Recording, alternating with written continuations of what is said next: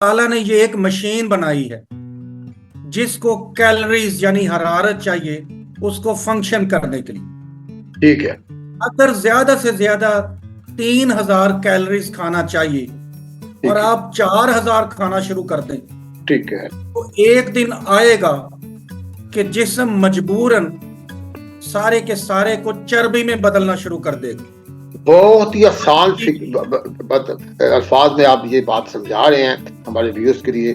जबरदस्त तरीके से डॉक्टर साहब प्लीज। मसलन आपने जो भी चीज खाई जी, जिगर कोशिश करेगा इस्तेमाल हो जाए। इस्तेमाल से जब बढ़ती है तो वो ग्लाइकोजन की सूरत में, जो कंडेंस स्टार्च है उसकी सूरत में वो अपने अंदर थोड़ा सा मटेरियल जमा करता है जी, कि जिस वक्त इसको खाना नहीं मिलेगा ये इस्तेमाल करेगा जी।